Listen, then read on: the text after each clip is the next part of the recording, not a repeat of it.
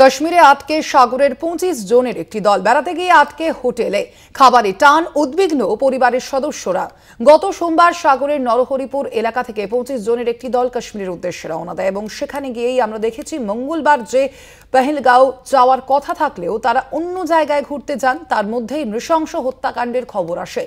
সরকারের কাছে তাদের আবেদন যত শীঘ্রই সম্ভব তাদের পরিবারের সদস্যদের নির্বিঘ্নে বাড়ি ফেরার ব্যবস্থা করুক প্রশাসন। 25 জনের একটি দল সেখানে গিয়ে আটকে পড়েছেন, কাশ্মীরে গিয়ে আটকে পড়েছেন সাগরের 25 জনের একটি দল বেড়াতে গিয়ে আটকে পড়েছেন তারা হোটেলে।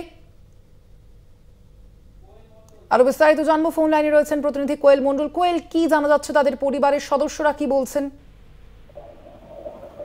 একদমই দেখো স্বর্ণালী, প্রথমত তোমাকে জানিয়ে রাখবো এই মুহূর্তে কাশ্মীরে এই যে উদ্বেগজনক পরিস্থিতি, আর এই পরিস্থিতিতেই কাশ্মীরে আটকে রয়েছে সাগরের 25 জনের দল। মূলত বেড়াতে গিয়ে তারা হোটেলে আটকে রয়েছে, খাবারের টান উদ্বিগ্ন পরিবারের সদস্যরা।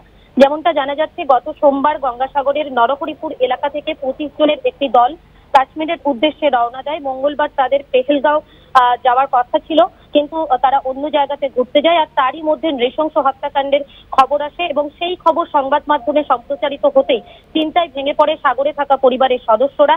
ইতিমধ্যে পরিবারের সদস্যরা জানিয়েছেন যে কাশ্মীরে আটকে থাকা তাদের পরিবারের সদস্যদের সঙ্গে ভিডিও কলে কথা হয়েছে। হোটেলের মধ্যে আটকে রয়েছে 25 জনের পর্যটকদের দল। ঠিকঠাক মতন সেখানে তাদের খাবার মিলছে না।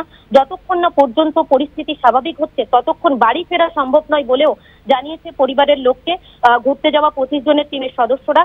পরিবারের লোকজন, তারা গঙ্গাসাগরে যে সকল পরিবারের লোকজনেরা আছে তারা রীতিমতন কান্নায় ভেঙে পড়েছেন, উদ্বিগ্নে রয়েছে, কারণ তাদের পরিবারের সদস্যরা এরকম একটা পরিস্থিতিতে কাশ্মীরেই সেখানে আটকে রয়েছে, তাদের খাবার দাবারের অভাব হচ্ছে।